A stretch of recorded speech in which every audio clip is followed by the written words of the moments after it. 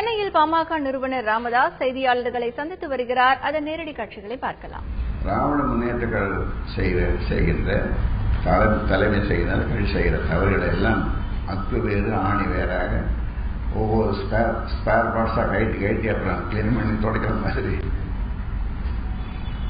அவருடைய குடும்ப அரசியல், அப்புறம் சினிமா துறையில் அவருடைய ஆதிக்கம், அப்புறம் 2G ஸ்பெக்ட்ரம் ஊழல், இப்படி நிறைய செய்திகளை நீங்கள் 6 மாதத்துக்கு முன்னாலே அவர்களுக்கு ஆன்டி இன்கம்பன்சி வேவ் என்று சொல்லப்படுகின்ற ஆட்சிக்கு எதிரான ஒரு அலையை நீங்களே மிக அற்புதமாக உருவாக்கினீர்கள். அவங்க அந்த ஆட்சி வீழ்ந்தது, இந்த அம்மையார் ஆட்சி வீழ்ந்தது, இது வந்தது.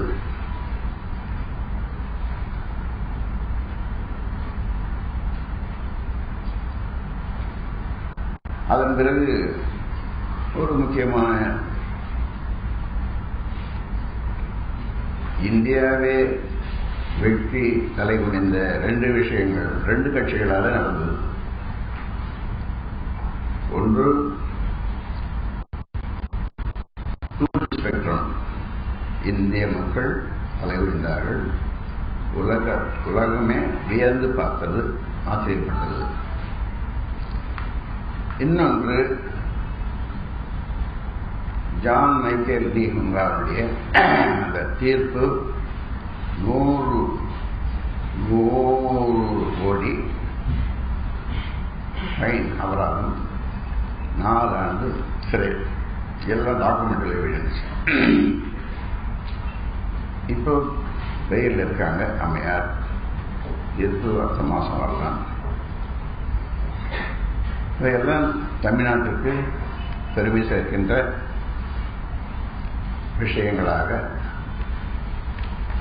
அந்த கட்சியினர், அந்த தலைமை, அவருடைய தலைமை கருதி கொண்டாலும் இதை முழுவதுமாக வெளியே கொண்டு வர வேண்டியது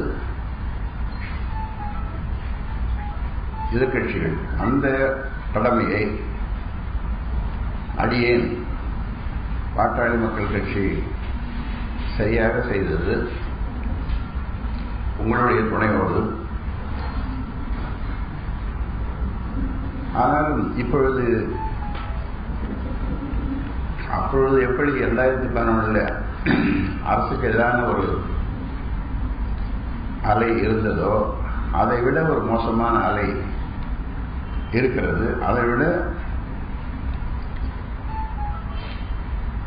இருந்தாலும் இன்றைக்கு இந்த 2 கட்சிகளும் சரியில்லை என்று